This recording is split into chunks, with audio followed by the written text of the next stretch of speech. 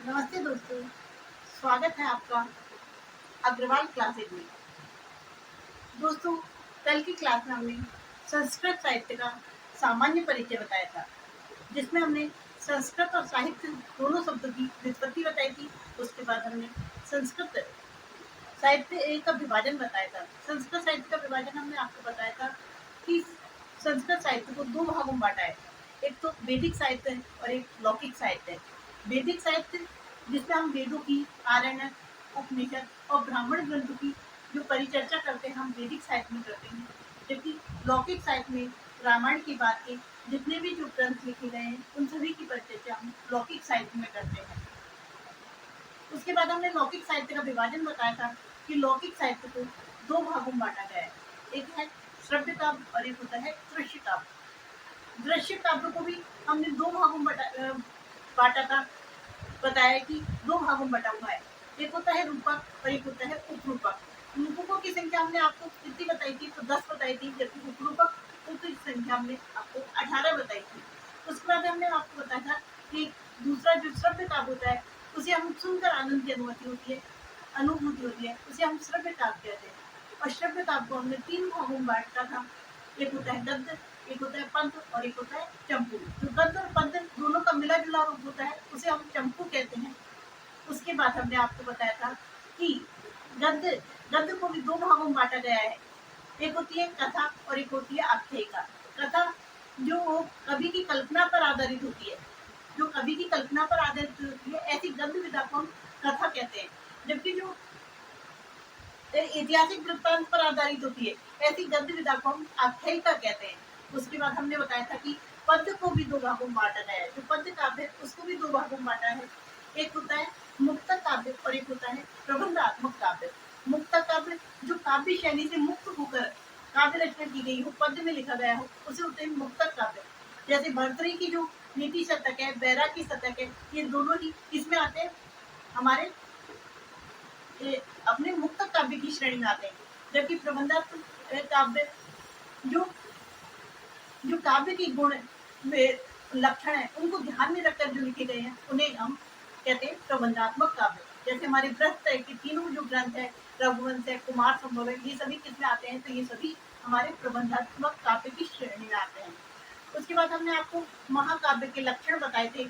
महाकाव्य के लक्षण हमने आचार्य साहित्य दर्पणकार जो आचार्य विश्वनाथ है, उनके अनुसार हमने महाकाव्य के लक्षण बताए थे कि महाकाव्य कैसा होना चाहिए। तो महाकाव्य सर्गबद्ध रचना होनी चाहिए, उसमें एक अलंकार होना चाहिए, उसमें एक छंद होना चाहिए, प्रधान रस होना चाहिए, तो नायक होना चाहिए, फिर उदात्त श्रेणी का नायक होना चाहिए। इस प्रकार हमने महाकाव्य के लक्षण बताए। किसके अनुसार बताए थे? तो हमने बताए थे आचार्य विश्वनाथ जो साहित्य दर्पणकार, उनके अनुसार हमने महाकाव्य के लक्षण बताए। और आज हमारा जो टॉपिक रहेगा दोस्तों, महाकाव्य, जो रामायण महाकाव्य उससे संबंधित आज हमारा टॉपिक रहेगा।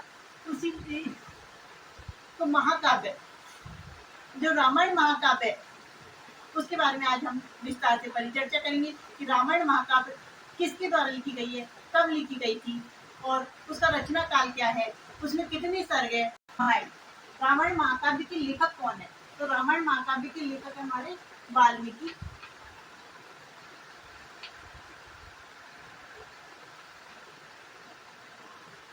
वाल्मीकि दोस्तों, जो रामायण महाकाव्य है, उस वो लौकिक साहित्य की प्रथम रचना कहलाती है। इसीलिए इस रामायण महाकाव्य को क्या कहते हैं? तो इस रामायण महाकाव्य को आदि काव्य भी कहते हैं। क्या कहते हैं इसे? आदि काव्य कहते हैं। इस रामायण महाकाव्य को ही हम आर्ष काव्य कहते हैं और इसे ही उपजीव्य काव्य कहते हैं। दोस्तों, उपजीव्य काव्य उस काव्य को कहते हैं जिससे अन्य काव्यों की रचना की गई हो। जैसे हमारे रघुवंश महाकाव्य की रचना जो कथा वस्तु ली गई है, वो कहाँ से ली गई है? तो उसकी कथा वस्तु रामायण से ली गई है। तो जो हमारे रामायण और महाभारत दोनों ही महाकाव्य उपजीव्य काव्य की श्रेणी में आते हैं, क्योंकि उनसे अनेक काव्यों की कथा वस्तु को ग्रहण किया गया है। तो रामायण जो महाकाव्य है, उसे हम आदि काव्य कह सकते हैं, उसे ही हम उपजीव्य काव्य की श्रेणी में क्या कह सकते हैं? उपजीव्य काव्य कहते हैं। और इस महाकाव्य को ही हम आर्ष काव्य कह सकते हैं, अर्थात सबसे प्राचीन काव्य। लौकिक साहित्य की जो शुरुआत हुई थी वो भी कहाँ से मानी जाती है, हमारी रामायण महाकाव्य से मानी जाती है, जिसे ही हम क्या कह सकते हैं, आठ महाकाव्य कहते हैं, आठ काव्य कहते हैं, आठ महाकाव्य कहते हैं, और इसे हम उपजीव्य काव्य कहते हैं। दोस्तों, जो वाल्मीकि थे, इनका जो मूल नाम था वो क्या था, तो इनका मूल नाम रत्नाकर था। इनका मूल नाम क्या मान बताया जाता है, रत्नाकर। जो रत्नाकर थे, रत्नाकर पहले क्या थे, तो रत्नाकर को पहले एक डाकू बताया जाता है कि क्या थे, एक डाकू थे। एक बार एक सप्त ऋषियों का समूह जंगल से जा रहा था, तो रत्नाकर ने उनको लूटने के लिए उनको क्या कर लिया था, बंधक बना लिया था। जब सप्त ऋषियों ने उनसे कहा था कि तुम ये कार्य क्यों करते हो, रत्नाकर से पूछा था कि तुम ये कार्य क्यों करते हो, तो रत्नाकर ने कहा कि मैं अपनी जीविका को चलाने के लिए, अपनी गृहस्थी का पालन पोषण करने के लिए ये कार्य करता हूँ। तो सप्त ऋषियों ने उनसे पूछा, जो तुम ये पाप कर्म कर रहे हो, क्या उस पाप कर्म में तुम्हारे परिवार भी उसमें भागीदार है? तो उन्होंने कहा, निश्चय ही मेरा पूरा परिवार इसमें भागीदार है। तो उन्होंने कहा, जाकर एक बार अपने परिवार से पूछो, क्या वो भी इस पाप में भागीदार बनेंगे? तो उन्होंने कहा, नहीं, मैं ऐसे नहीं जाऊंगा, तुम उसके बाद यहाँ से भाग जाओगे।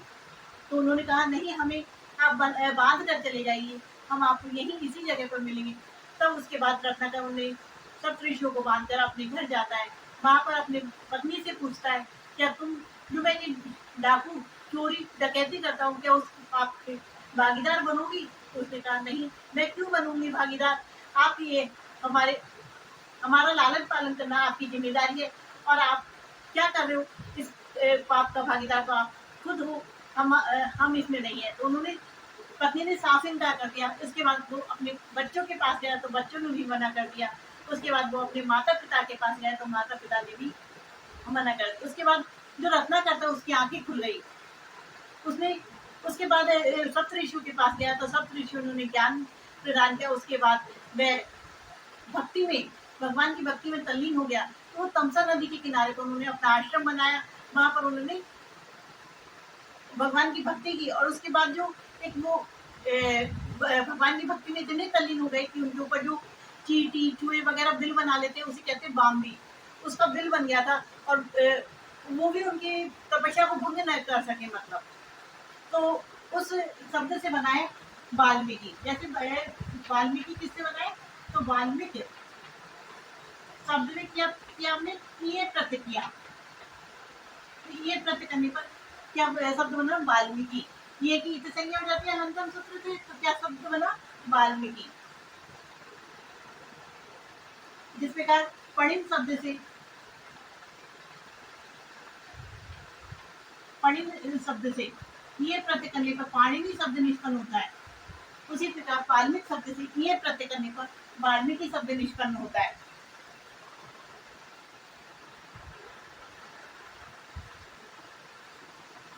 इसके बाद जब क्रौंच तमसा नदी के किनारे पर एक बार स्नान कार्य कर रहे थे, तो उसके बाद एक वहां पर क्रौंच पक्षी युगल जो काम में मोहित था, उस पक्षी युगल पर एक निषाद ने, अर्थात एक शिकारी ने क्या किया, बाण चला दिया, जिसमें से नर पक्षी मर गया था। तो मादा पक्षी जो करुण विलाप कर रही थी, तो उस करुण विलाप को सुनकर जब वाल्मीकि के मुख से एक श्लोक निकला, वाल्मीकि के मुख से क्या निकला, एक निषाद प्रतिष्ठा त्वं गम सास्वतीं समाम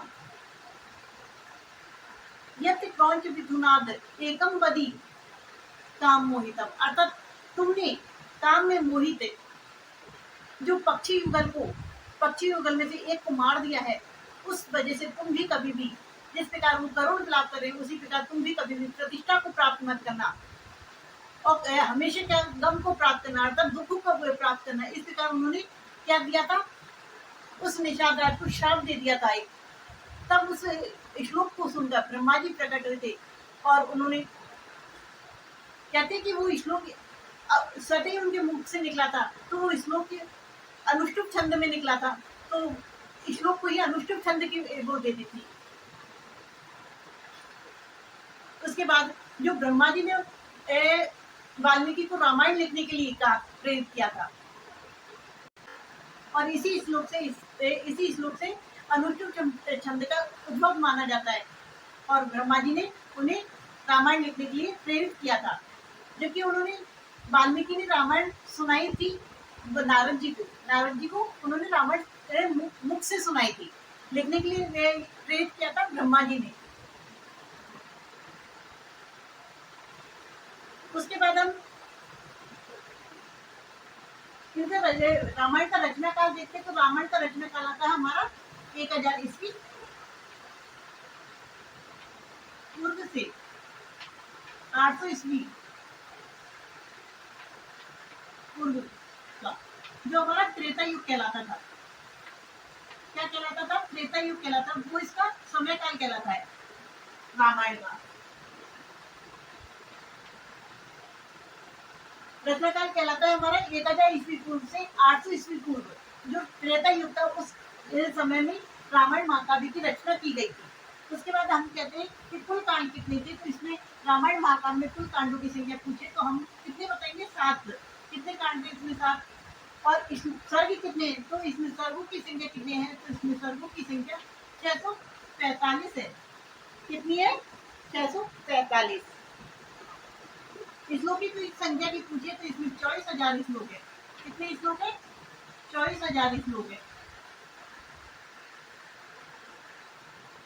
रामायण में 24,000 श्लोक होने के कारण ही इसे चतुर्विंशति साहित्री संहिता के नाम से भी जानते हैं।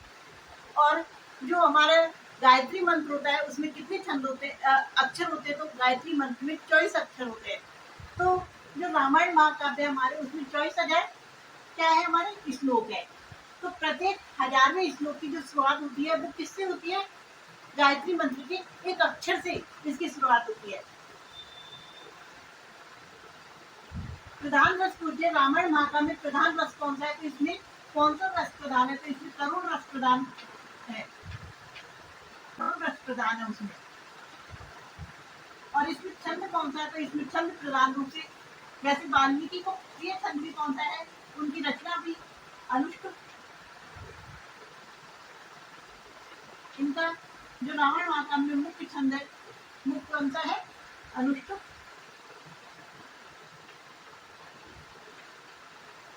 अनुष्टुप छंद। तो इसमें कुल कितने कांड है? तो इसमें कुल कांड कितने हैं? 7। सर्गों की संख्या कितनी है? 645। श्लोकों की संख्या 24,000। जबकि प्रधान रस कौन सा है? करुण रस है। और छंद पूछे तो अनुष्टुप छंद है।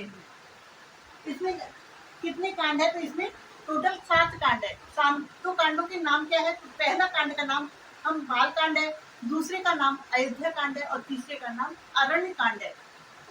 अरण्य कांड के बाद कौन सा कांड आ जाता है? तो अरण्य कांड के बाद किष्किंधा कांड आता है। किष्किंधा कांड के बाद हमारा आ जाता है सुंदर कांड। सुंदर कांड के बाद आता है हमारा युद्ध कांड और युद्ध कांड के बाद आता है हमारा उत्तर कांड। इस प्रकार 7 कांड हो गए हमारे। और 7 कांडों में अलग अलग क्या है? सर्ग है। टोटल कितने सर्ग है? 645। तो पहले हम इनके नाम लिख लेते हैं। सबसे पहले सर्गों की संख्या बता देते हैं। तो सबसे पहले हमारा कौन सा कांड आता है? तो सबसे पहले हमारा बाल कांड आता है। क्या नाम है कांड का? बाल कांड। उसके बाद हमारा आता है अयोध्या कांड। अयोध्या कांड। उसके बाद आता है अरण्य कांड।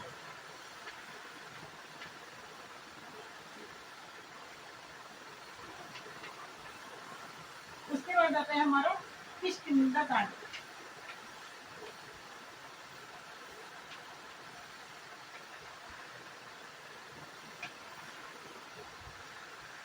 उसके बाद आता है सुंदर कांड।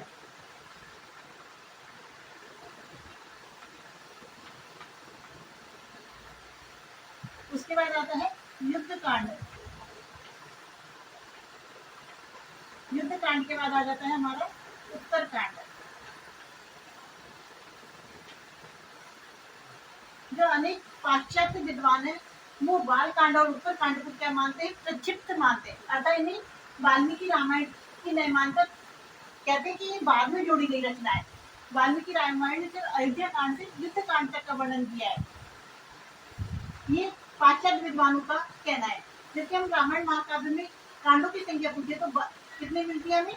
7 कांड मिलते हैं। बालकांड जिसमें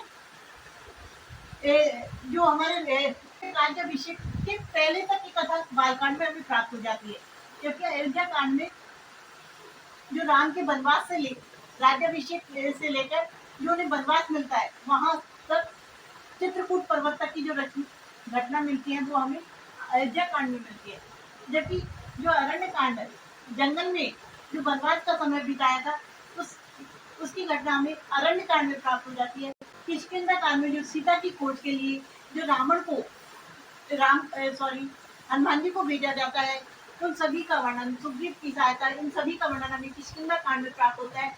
जबकि सुंदर कांड में हनुमान जी के द्वारा सीता जी को जो संदेश दिया जाता है राम का, और सीता का संदेश राम के को लेके आया जाता है, उस सभी का वर्णन सुंदर कांड में। जबकि युद्ध कांड में राम रावण युद्ध का वर्णन है। उत्तर कांड में राम का पुनः अयोध्या नगरी में लौटना और सीता का वापस वनगमन को जाना, वहीं पर लव कुश का जन्म होना इस प्रकार, और बाद में सीता जी का धरती में रसातल में प्रवेश कर जाना, ये सभी घटना हमें उत्तर कांड में प्राप्त होती है। तो बाल कांड में कितने सर्ग है? तो बाल कांड में कितने सर्ग है? बाल कांड में टोटल कितने सर्ग है? तो बाल कांड में हम बता देंगे 77 सर्ग है। कितने सर्ग है? 77। कैसे बताएंगे? बच्चे कितने थे? 4 बच्चे थे। 4 बच्चे थे, लेकिन कितनी रानियों से हुए थे? 3 रानियों से होते। तो 4 और 3 7, टोटल कितने हो गए? 7 मतलब 7 ही कैसे हो गए? 7 दोनों कर दिया तो 7 मतलब 77 इसमें सर्गों की संख्या है। अयोध्या कांड में कितने सर्ग है? तो अयोध्या कांड में 119 सर्ग है। कितने सर्ग है अयोध्या कांड में? 119 सर्ग है। जबकि अरण्य कांड में कितने सर्ग है? तो अरण्य कांड में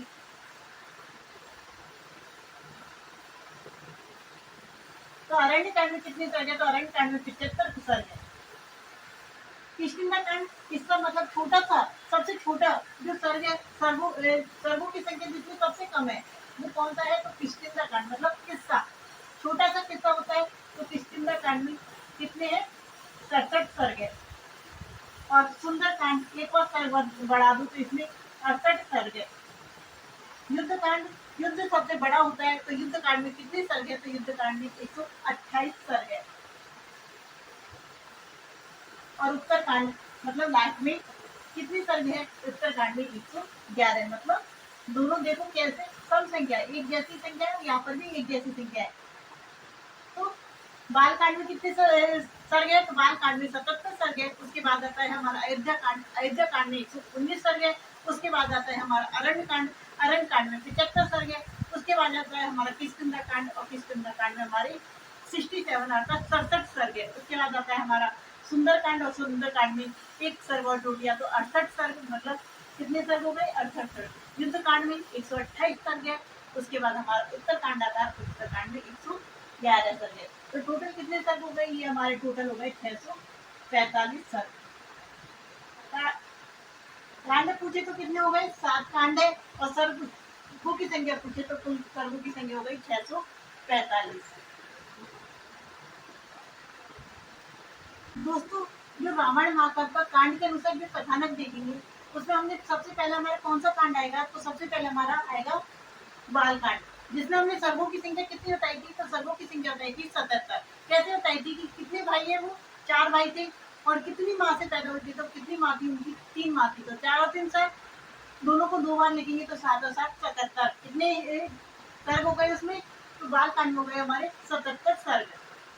तो इनकी अलग अलग पूरी कथा वस्तु देखेंगे कि बाल कांड में किस किस कथा वस्तु को ग्रहण किया गया है।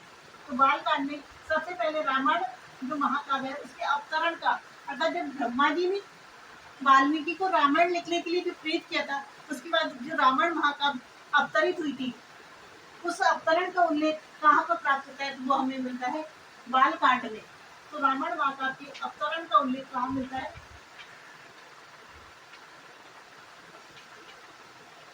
महाकाव्य के अवतरण का उल्लेख हमें कहाँ प्राप्त होता है? हमें बाल कांड में प्राप्त होता है। उसके बाद हम जो अयोध्या नगरी का वर्णन हमें बालकांड में मिल जाता है। उसके बाद जो राजा दशरथ था, उनकी नीति कुशलता का, उनके राज्य शासन का, इन सभी का उल्लेख हमें बालकांड में प्राप्त होता है। उसके बाद राजा दशरथ के द्वारा जो पुत्रष्टि यज्ञ किया जाता है, उसका उल्लेख भी बालकांड में किया गया है। उसके बाद पुत्रष्टि यज्ञ के बाद राजा दशरथ के 4 पुत्रों की प्राप्ति होती है। तो राम, भरत, लक्ष्मण और शत्रुघ्न, इन चारों पुत्रों की प्राप्ति और उनकी बाल्यावस्था का वर्णन भी हमें कहाँ पर प्राप्त होता है, वो हमें भी बालकांड में प्राप्त होता है। उसके बाद विश्वामित्र के आग्रह पर चारों भाइयों को कहाँ भेज दिया जाता है, तो चारों भाइयों को विश्वामित्र के आश्रम में भेज दिया जाता है और वहां पर शत्रुओं का संहार किया जाता है, ताड़का वध की जाती है, अहिल्या का शाप का विमोचन किया जाता है। इन सभी का उल्लेख हमें कहाँ पर प्राप्त होता है, बालकांड में प्राप्त होता है। उसके बाद सीता स्वयंवर, चारों भाइयों के विवाह का वर्णन, ये सब भी हमें बालकांड में प्राप्त होता है। महाकाव्य के अवतरण की कथा कहाँ प्राप्त होती है, तो बालकांड में प्राप्त होती है हमें। उसके बाद गंगा अवतरण की कथा का उल्लेख है, गंगा अवतरण की कथा का उल्लेख हमें कहाँ प्राप्त होता है, तो ये भी हमें बालकांड में प्राप्त होता है। उसके बाद हमारा अयोध्या नगरी का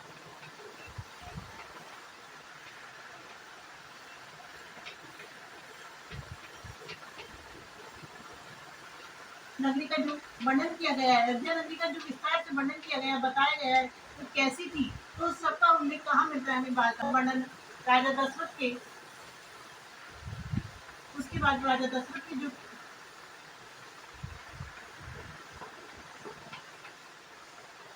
राजा दशरथ की जो शासन संचालन था, शासन संचालन की नीति कुशलता का वर्णन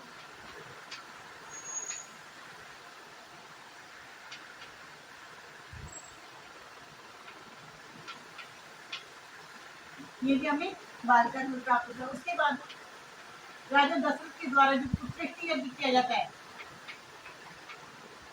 पुत्रों की प्राप्ति के लिए जो पुत्रष्टि यज्ञ किया जाता है, उसका उल्लेख भी हमें कहाँ मिलता है,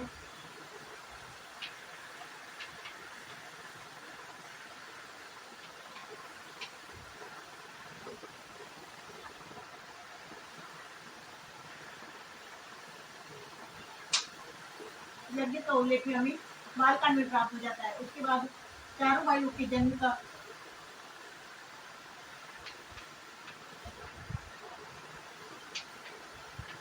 चारों भाइयों के जन्म की कथा, जन्म कथा, बाल्यावस्था, इन सभी का उल्लेख हमें कहाँ पे प्राप्त होता है, इन सभी का उल्लेख हमें बालकांड में प्राप्त होता है।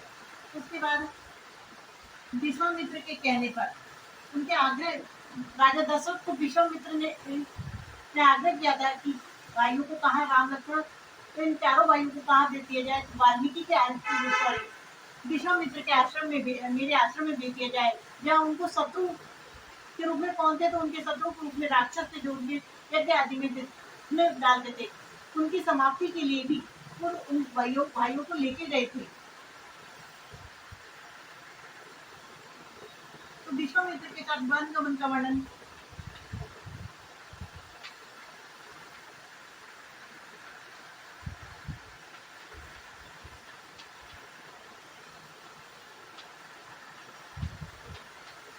वन गमन का जो वर्णन वह भी हमें बालकांड में प्राप्त होता है। उसके बाद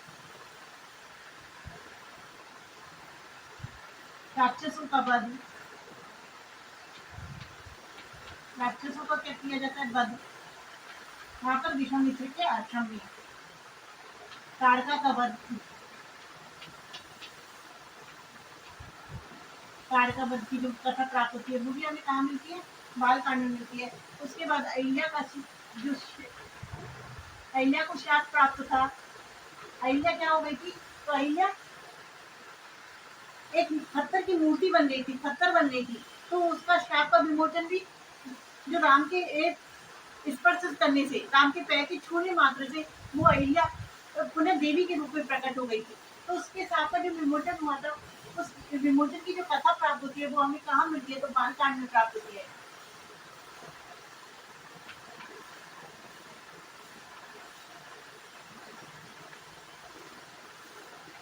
अर्थात मुक्त होना, विमोचन में मुक्त होना। और चारों वायु के संवर की कथा,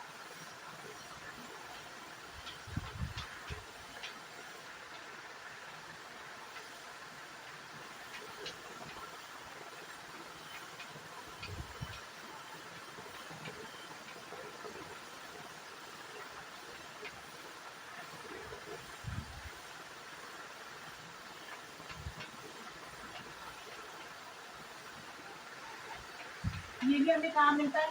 तो ये भी हमें बालकांड में मिलता है। तो बालकांड में हमने ये क्या देखा कि बालकांड में हमने रामायण महाकाव्य अवतरण की कथा हमें कहाँ मिलती है? तो वो बालकांड में तो मिलती है। गंगा अवतरण की कथा का उल्लेख भी हमें बालकांड में मिलता है। अयोध्या नगरी का वर्णन, राजा दशरथ के शासनकाल की जो नीति कुशलता, उन सभी का उल्लेख हमें बालकांड में प्राप्त होता है। राजा दशरथ के द्वारा जो पुत्रष्टि यज्ञ किया जाता है, उन सब का उल्लेख भी हमें कहाँ मिलता है? तो बालकांड में मिलता है। उसके बाद चारों विश्वामित्र के आश्रम में जाकर जो राक्षसों को मारा था, उन सब का उल्लेख, ताड़का वध, अहिल्याशाह का विमोचन, चारों वायु के संवर और विवाह का वर्णन हमें कहाँ मिलता है? तो बालकांड में मिलता है। उसके बाद तो दोस्तों संक्षिप्त सामग्री दे दी जाती है। जैसे आपसे क्वेश्चन पूछ लिया जाता है कि गंगा अवतरण की कथा कौन में है? रामायण महाकाव्य के कौन से कांड में? तो हमें आंसर क्या देना होगा? बालकांड में। इसी प्रकार यदि आपसे पूछ लिया जाए कि चारों भाइयों के संवर का वर्णन हमें कहाँ प्राप्त होता है? तो ये भी हमें बालकांड में प्राप्त होता है। जैसे राजा दशरथ के पुत्रष्टि यज्ञ का उल्लेख कहाँ मिलता है? तो ऑप्शन दे दिए जाते हैं, जैसे अयोध्या कांड, अरण्य कांड, बाल कांड, और उसके बाद हमारा युद्ध कांड, कुछ भी दे दिया जाता है। तो हम बाल कांड में करके जैसे पुत्रष्टि यज्ञ कहाँ कर सकते हैं? हम अयोध्या कांड की, क्योंकि वो राजा दशरथ कहाँ के राजा थे? अयोध्या के। तो इस कंफ्यूजन में यदि हमें कथा वस्तु का पूर्ण ज्ञान न हो तो गलत हो जाता है क्वेश्चन। इसलिए पूरी कथा वस्तु को संक्षिप्त में हमने आपको बताई। उसके बाद हमारा दूसरा कांड आता है अयोध्या कांड। पहले कांड में कितने सर्ग बताए थे हमने? तो पहले कांड में 71 सर्ग थे। तो दूसरे कांड में कितने बताए थे हमने आपको? 119। अयोध्या कांड की कथा वस्तु के बारे में देख लेते हैं। दोस्तों हमारा दूसरा कांड आता है अयोध्या कांड। बाल कांड के बाद आता है हमारा अयोध्या कांड। अयोध्या कांड में कितने सर्ग थे? तो अयोध्या कांड में 119 सर्ग है। टोटल कितने सर्ग थे? तो टोटल 643 सर्ग थे, जबकि बाल कांड में हमने देखे थे 77 सर्ग थे। तो अयोध्या कांड का जो कथानक है, इसमें क्या क्या कथा वस्तु को ग्रहण किया गया है, उस कथा वस्तु के बारे में हम विस्तार से देख लेते हैं।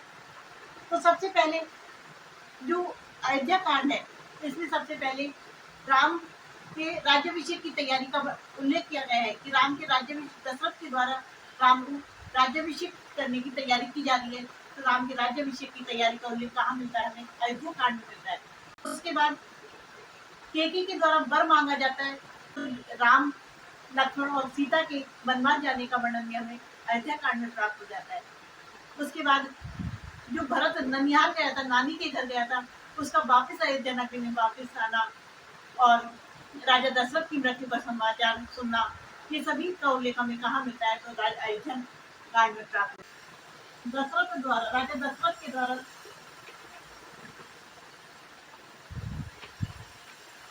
राजा दशरथ के द्वारा क्या किया जाता है? तो राजा दशरथ के द्वारा राम के राज्याभिषेक की तैयारी का उल्लेख है। राम के राज्याभिषेक, राम के राज्याभिषेक की तैयारी,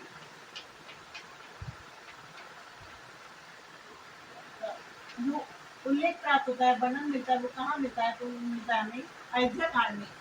उसके बाद केकई के द्वारा वर मांगना,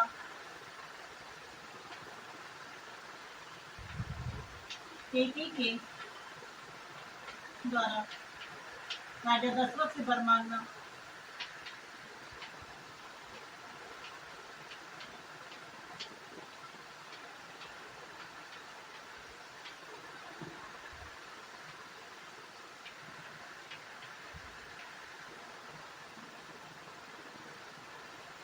उसका उल्लेख भी हमें कहाँ मिलता है? तो केकई के द्वारा राजा दशरथ के वर मांगने का उल्लेख भी हमें कहाँ मिल जाता है? अयोध्या कांड में मिल जाता है। उसके बाद राम के वनवास का उल्लेख, वनवास जाने की तैयारी का उल्लेख,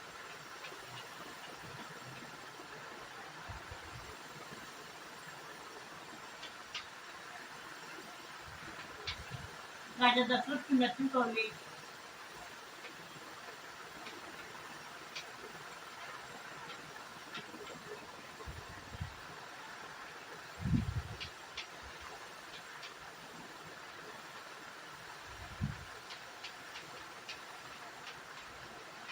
ये सभी कहाँ मिलता है?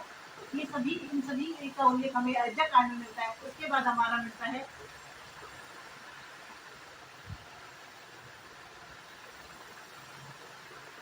भरत का अपने ननिहाल से वापस लौटने का उल्लेख।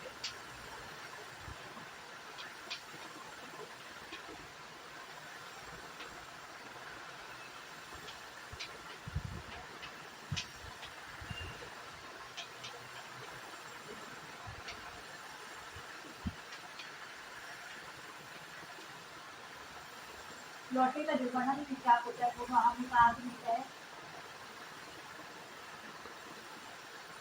उसके बाद हमारा भरत का राम से मिलने के लिए वन यात्रा करना, राम से मिलने के लिए कहाँ चले जाते हो? चित्रकूट नामक स्थान पर जाते हैं वन यात्रा करना,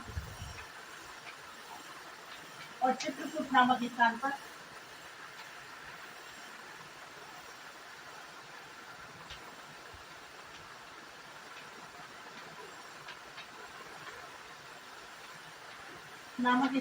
राम भरत का क्या होता है? मिलाप होता है,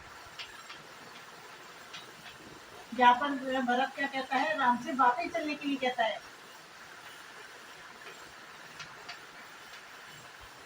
कांड की कथा वस्तु के में क्या क्या देखी हमने? तो राम के राज्याभिषेक की तैयारी देखी, दशरथ से जो केकई के द्वारा वर मांगा गया था वो देखा, राम के राज्याभिषेक वनवास जाने का उल्लेख मिला है, राजा दशरथ की मृत्यु का समाचार भी कौन से कांड में? तो अयोध्या कांड में है। भरत का जो वापिस आते हैं ननिहाल से उसका लौटने का उल्लेख, और कौन से स्थान पर मिले थे? तो चित्रकूट नामक स्थान पर राम भरत के मिलने का उल्लेख प्राप्त होता है। अब हमारा तीसरा कांड आता है दोस्तों, अरण्य कांड। और अरण्य कांड में हमने आपको कितने सर्ग बताए थे? तो अरण्य कांड में हमने आपको 75 सर्ग बताए थे। उसकी कथा वस्तु को हम संक्षिप्त में देखेंगे। तो इसकी जो कथा वस्तु प्राप्त होती है अरण्य कांड में कौन कौन सी मिलती है? तो सबसे पहले इसमें सबरी का वृत्तांत प्राप्त होता है। क्या मिलता है? जो राम के द्वारा सबरी में झूठे फल खाए थे राम ने, सबरी के झूठे फल खाने का जो वृत्तांत प्राप्त होता है वो हमें कहाँ मिलता है? तो अरण्य कांड में मिलता है। उसके बाद हमें पंचवटी का उल्लेख मिलता है। पंचवटी जो आश्रम था उसका उल्लेख मिलता है, और अगस्त ऋषि के आगमन का उल्लेख हमें अरण्य कांड में प्राप्त होता है। उसके बाद सुपर्णखा जो रावण की बहन थी, रावण की बहन का जो लक्ष्मण के द्वारा नाक काटा जाना, उसका उल्लेख भी हमें कहाँ मिलता है? तो उसका उल्लेख भी हमें अरण्य कांड में प्राप्त हो जाता है। उसके बाद खरदूषण का वध, जो राम और लक्ष्मण के द्वारा खरदूषण का वध कर दिया जाता है उसका उल्लेख भी हमें अरण्य कांड में प्राप्त होता है। ऋषि अत्रि की जो पत्नी थी अनसुईया, उस अनसुईया ने सीता को क्या दिए थे? गहने दिए थे। इन सब का उल्लेख भी हमें अरण्य कांड में प्राप्त होता है। सीता हरण की जो घटना है उसका उल्लेख भी हमें कहाँ मिलता है? तो सीता हरण की घटना का उल्लेख, रावण के द्वारा जो सीता हरण किया जाता है उसका उल्लेख भी हमें अरण्य कांड में मिलता है। और जब सीता को हरण करके रावण ले जा रहा था तो रास्ते में जटायु मिला था। उसने रावण को रोकने के लिए प्रयास किया था। तो जटायु रावण के मध्य में जो युद्ध हुआ था तो उस युद्ध का उल्लेख भी हमें अरण्य कांड में प्राप्त होता है। उसके बाद जब राम जटायु के पास पहुंचे थे और जटायु ने बताया था कि राम सीता को रावण हरण करके लेके गया है दक्षिण की तरफ। तो उसके बाद जब जटायु की मृत्यु हुई थी तो उसका उल्लेख भी हमें कहाँ प्राप्त होता है, उसका उल्लेख भी हमें अरण्य कांड में प्राप्त होता है। इस प्रकार सभी वृत्तांत, पंचवटी का वर्णन, अगस्त ऋषि का आगमन, सुपर्णा का नाक काटा जाना, खरदूषण का वध, ऋषि अत्रि की पत्नी अनसुईया के द्वारा सीता को कहने देना, सीता हरण की घटना और जटायु रावण का युद्ध और जटायु की मंडन का वर्णन हमें कहाँ प्राप्त होता है, तो ये सभी हमें अरण्य कांड से प्राप्त होते हैं। तो अगला कांड आता है हमारा किष्किंधा कांड। और किष्किंधा कांड में कितने सर्ग है, तो किष्किंधा कांड में 67 सर्ग है। ये हमारे रामायण जो महाकाव्य है उसका सबसे छोटा कांड है, तो सबसे छोटा कांड है। इसमें सर्गों की संख्या कितनी है, सबसे कम 67 सर्ग है, 67 सर्ग है। सबसे छोटा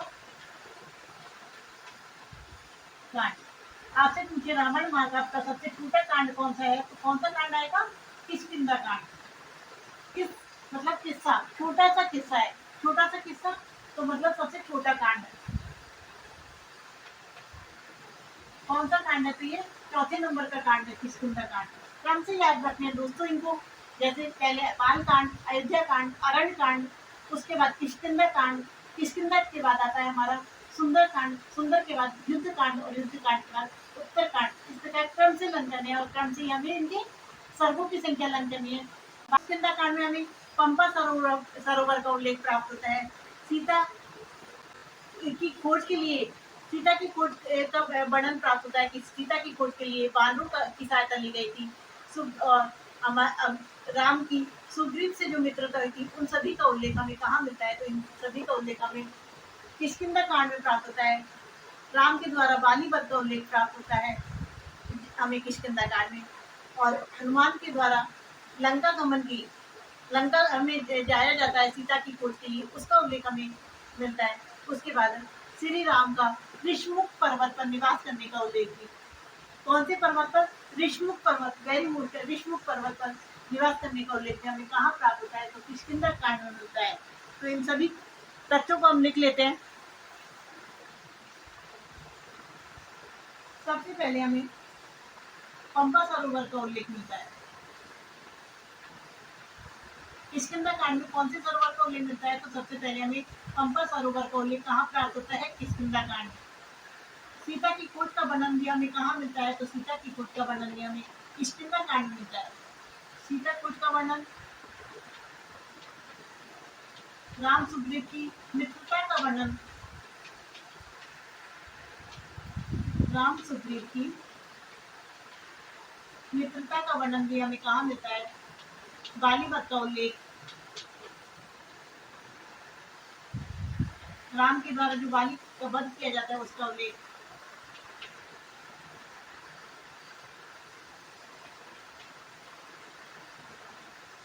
हनुमान जी के द्वारा बानरों द्वारा सीता की खोज के लिए निकलना, सीता की खोज के लिए निकलना,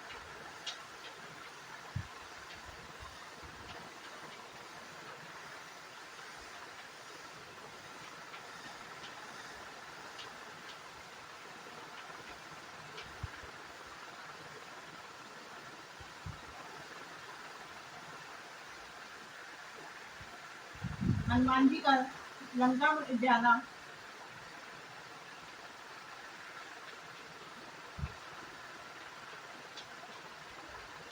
सीता खोज के लिए कहाँ जाना, लंका जाना,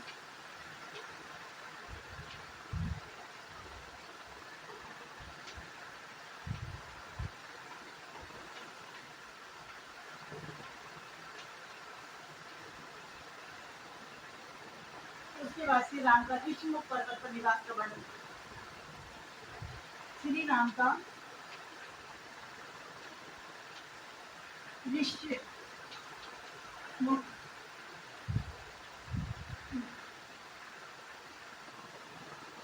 पर्वत पर निवास का उल्लेख भी हमें कहाँ मिलता है, तो ये भी हमें किष्किंधा कांड में मिलता है। पंपा सरोवर का उल्लेख मिलता है, सीता की खोज का वर्णन मिलता है, राम सुग्रीव की मित्रता का उल्लेख मिलता है, बालीवध का उल्लेख मिलता है, बानरों के द्वारा सीता खोज के लिए जो चल जाते हैं उन सभी का वर्णन हमें किष्किंधा कांड मिलता है। हनुमान जी की सीता खोज के लिए लंका जाना और श्री राम का ऋषिमुख पर्वत पर निवास करना, इन सभी को उल्लेख हमें कहाँ मिलता है तो किष्किंधा कांड में मिलता है। उसके बाद आता है हमारा दोस्तों, हमारा अगला कांड आता है, पांचवा कांड आता है सुंदर कांड। और सुंदर कांड में हमने कितने सर्ग बताए थे? तो सुंदर कांड में आपको बताए थे किष्किंधा कांड से एक ज्यादा, अर्थात किष्किंधा कांड में 67 सर्ग है, तो सुंदर कांड में कितने सर्ग है? 68 सर्ग है। सुंदर कांड में हनुमान जी के द्वारा सीता की स्थिति को जानकर लंका गए थे जब, तो सीता जी की स्थिति जानी थी और उसका शुभ संदेश श्री राम को पहुंचाया था, तो इसीलिए शुभ संदेश प्राप्त हुआ था हमें सुंदर कांड में। सीता कहाँ पर है इसकी खोज कर ली गई थी हनुमान जी के द्वारा, तो उस शुभ संदेश पहुंचाया गया था, इसीलिए इसका नाम रखा गया था सुंदर कांड, अर्थात सीता की खोज हो गई थी उस समय। तो सबसे पहले इसके कथानक को देख लेते कि सुंदर कांड में क्या क्या है। तो सुंदर कांड में सबसे पहले जो हनुमान जी सीता की खोज के लिए लंका गए थे उसका वर्णन तो हमें कहाँ मिलता है? किष्किंधा कांड में मिलता है। लेकिन उसके बाद सीता में जब खोज हो गई थी, सीता की खोज की थी, उसका वर्णन कहाँ मिलता है? हमें सुंदर कांड में। जाने का वर्णन, हनुमान जी के लंका गमन का वर्णन किष्किंधा कांड में। लंका में सीता की खोज का वर्णन वो हमें सुंदर कांड में। तो हनुमान के द्वारा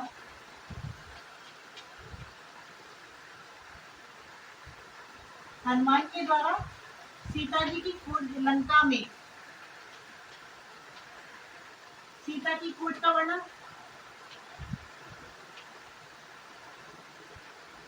जो खोज सीता को खोजा जाता है हनुमान जी के द्वारा, उसका वर्णन हमें कहाँ मिलता है? तो सुंदर कांड में मिलता है।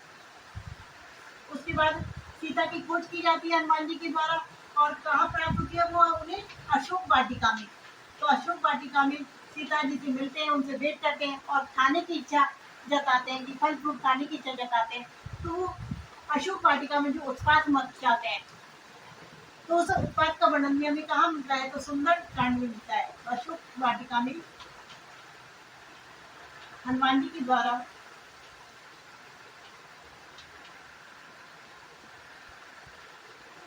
उत्पात का वर्णन, मिलता है। सीता की उसके बाद जो अक्षय कुमार आया था, अक्षय कुमार कौन था? तो अक्षय कुमार था रावण के बेटे। अक्षय कुमार का जो वध कर दिया जाता है, किसके द्वारा कर दिया जाता है? तो हनुमान जी के द्वारा अक्षय कुमार के वध की कथा भी हमें कहाँ मिलती है? तो वध का वृत्तांत भी हमें कहाँ मिलता है? सुंदर कांड में प्राप्त होता है। उसके बाद हमारा आता है हनुमान जी के द्वारा जो लंका को जला दिया जाता है, लंका दहन का वर्णन। लंका दहन का वर्णन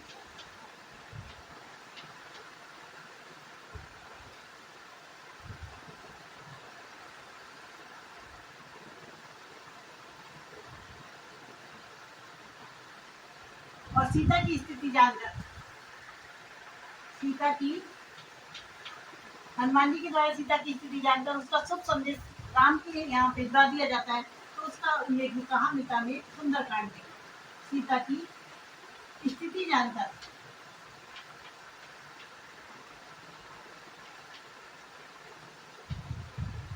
राम को शुभ संदेश पहुंचाना,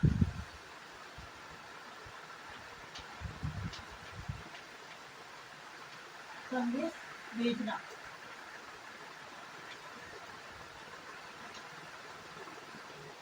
तो इसका उल्लेख हमें कहाँ प्राप्त होता है? तो इसका उल्लेख हमें सुंदरकांड में प्राप्त होता है। इसमें कितने सर्ग? इसमें सर्गों की संख्या है 68 सर्ग। दोस्तों, हमारा अगला कांड आता है युद्ध कांड। और युद्ध कांड कैसा है? तो सर्वाधिक सर्गों वाला, अर्थात सबसे बड़ा कांड, सबसे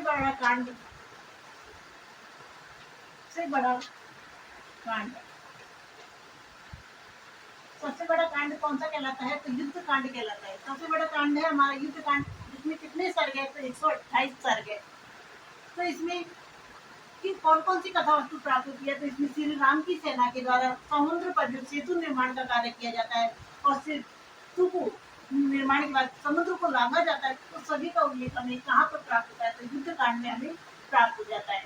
उसके बाद हमें राम रावण का युद्ध का वर्णन भी हमें युद्ध कांड में मिलता है, जिसमें रावण का मरना, रावण की मृत्यु का समाचार मिलता है। उसके बाद सीता की अग्नि परीक्षा ली जाती है, उसका उल्लेख भी हमें युद्ध कांड में मिलता है। उसके बाद राम वापिस अयोध्या नगरी में लौट आते हैं और वहां पर राम का राज्याभिषेक किया जाता है। इन सभी का उल्लेख हमें कहाँ पर मिलता है, तो इन सभी का उल्लेख युद्ध कांड में मिलता है। तो राम के राज्याभिषेक तक का उल्लेख युद्ध कांड में प्राप्त होता है।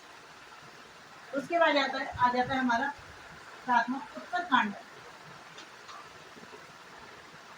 और उत्तरकांड में कितने सर्ग हैं, तो उत्तरकांड में हमारा 111 सर्ग है। सबसे बड़ा सर्ग कौन सा कांड हो गया हमारा, युद्ध कांड, और सबसे छोटा कांड किष्किंधा कांड। उत्तरकांड की कथा वस्तु देख लेते हैं। उत्तरकांड में किसकी कथा प्राप्त होती है, सीता परित्याग की कथा। सीता परित्याग का वर्णन हमें कहाँ मिलता है, तो उत्तरकांड में मिलता है। उसके बाद हमें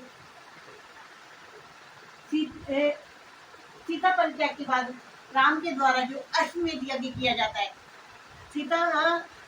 राम के द्वारा अश्वमेध यज्ञ का वर्णन भी हमें कहाँ मिलता है, तो अश्वमेध यज्ञ का वर्णन उत्तरकांड में मिलता है। अश्वमेध यज्ञ के लिए राम के द्वारा सीता की स्वर्ण प्रतिमा बनवाई जाती है, उसका उल्लेख हमें कहाँ मिलता है, तो उसका उल्लेख भी हमें उत्तरकांड में प्राप्त होता है। लव और कुश के जन्म का वर्णन उत्तरकांड में प्राप्त हो जाता है। राम के द्वारा राज्याभिषेक का वर्णन, राम के द्वारा राज्याभिषेक का वर्णन,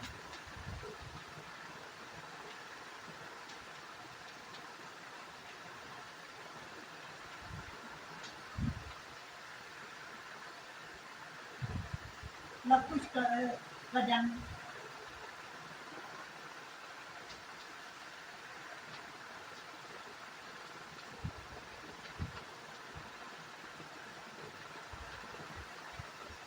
जो सॉरी राम के राज्याभिषेक नहीं, सॉरी राम के द्वारा अश्वमेध यज्ञ का वर्णन, राम के द्वारा अश्वमेध यज्ञ का वर्णन,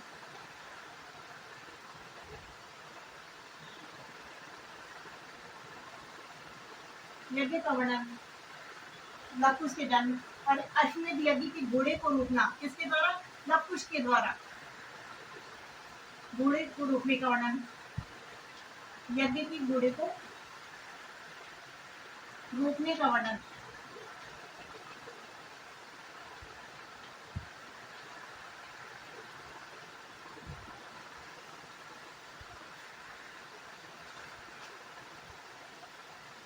वाल्मीकि और सीता का राम की सभा में, राम के दरबार में आना, वाल्मीकि और सीता का, वो कहाँ रही थी, वाल्मीकि के आश्रम में रही थी, तो वाल्मीकि और सीता का राम के दरबार में आना,